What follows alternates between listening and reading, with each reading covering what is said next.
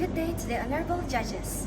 My name is Desiree, a Form 4 student from SMK Kapit, school code YEE7101. Today, I would like to review one of the best light novels that I've read so far, entitled I Had That Same Dream Again. This light novel is written by a Japanese novelist named Yoru Sumino, who's currently living in Osaka. She debuted in 2015, and her notable work is I Want to Eat Your Pancreas. In 2016, she won a second prize in Japan Bestseller Award. This light novel has over 300 pages with 12 chapters and 4 characters. These characters are Nanoka, Minami, Skeng-san, and an elderly woman simply known as Granny. Now, let's dive straight into the story. First, let me summarize the story a bit.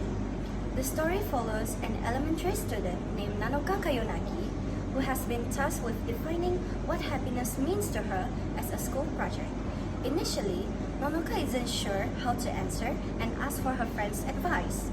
Nanoka's friend is a high school student named Minami, a lady known as Skeng-san, and an elderly woman who she calls Granny. Each of Nanoka's friends has an interesting backstory to tell. Minami is an unhappy teenager who lost her parents in an accident and engages in self-harm to feel something. Skeng is a lady who helps serve her cat.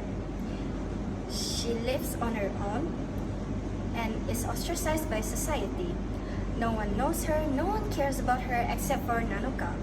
In contrast to the other two, Granny lives a much happier life. She owns a nice house in the woods and enjoys baking treats for when Nanoka comes to visit. As Nanoka gets closer to these three unique individuals, their experiences and stories shapes a pathway for her towards soul-searching and self-discovery. Let's now turn to the moral value that I've discovered from this story.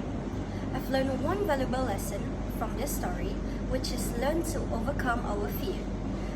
Running away from the thing that frightens us isn't always the best solution. Instead, we have to know where did this fear came from and understand why do I have them.